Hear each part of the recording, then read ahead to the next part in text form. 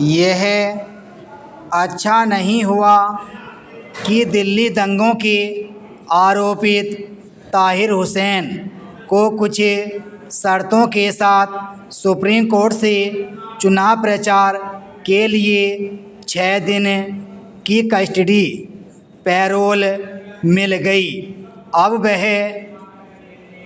AIMIM प्रत्याशी के रूप में चुनाव प्रचार करेगा और यह स्वाभाविक है कि खुद को निर्दोष बताएगा। यह दिल्ली दंगों के पीड़ितों के मुंह पर किसी तमाचे से कम नहीं होगा। यह दुर्भाग्यपूर्ण स्थिति इसलिए बनेगी क्योंकि मौजूदा जनप्रतिनिधित्व कानून विचाराधीन कैदियों को चुनाव लड़ने की अनुमति देता है। यह विधि की विडंबना ही है कि कोई विचाराधीन कैदी वोट तो नहीं डाल सकता लेकिन वह चुनाव लड़ सकता है। कानून की इस खामी का लाभ वे भी उठाते रहे हैं जो गंभीर आरोपों में जेल में बंदे होते हैं। यह किसी से छिपा नहीं कि खालिस्तान समर्थक अमृतपाल सिंह और आतंकी फंडिंग का आरोपित इंजीनियर रशीद जेल में रहते हुए लोकसभा चुनाव जीत चुके हैं। भीषण दंगों के आरोपित ताहिर हुसैन को चुनाव लड़ने से रोका जा सकता था यदि राजनीतिक दल निर्वाचन आयोग के इस प्रस्ताव को मान लेते कि संगीन धाराओं में आरोपित ऐसे लोगों को चुनाव लड़ने की छूट न मिले जिनके खिलाफ चार्जशीट दायर हो गई हो।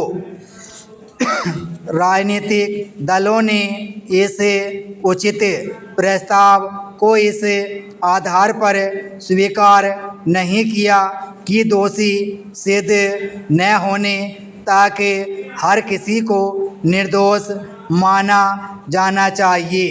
इस दलील ने राजनीति के अपराधीकरण का दरवाज़ा खोलने का काम किया। रह रहकर कई ऐसे लोग निर्वाचित हो रहे हैं जो गंभीर आरोपों का सामना कर रहे हैं। आम आदमी पार्टी का पार्षद रह चुका ताहिर हुसैन बेहद गंभीर आरोपों से दो चार है।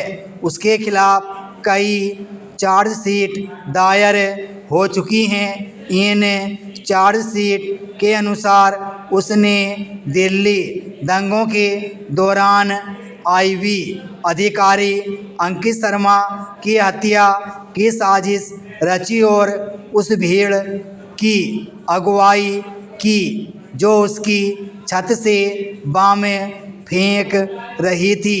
आरोप पत्र दायर होते समय संबंधित अदालत ने यह टिप्पणी भी की थी कि प्रथम दृष्टया ऐसा लगता है कि ताहिर हुसैन लगातार भीड़ की निगरानी करते हुए उसे निर्देश दे रहा था। इस सबके बाद भी उसे चुनाव प्रचार की सुविधा मिल जाना घोर लज्जा और निराशा की बात है। निराशाजनक यह भी है कि दंगों के 5 साल बाद भी ताहिर हुसैन को किसी भी मामले में सज़ा नहीं हो सकी।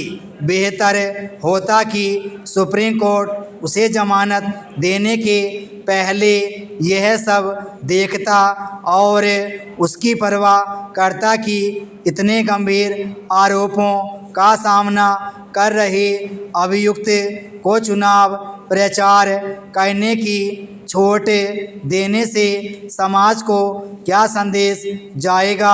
आखिर जब चुनाव लड़ना मौलिक अधिकार नहीं तब ताहिर हुसैन जैसे लोगों को चुनाव लड़ने और प्रचार करने की सुविधा मिल जाना शर्म का विषय नहीं तो और क्या है। विराम स्टॉप।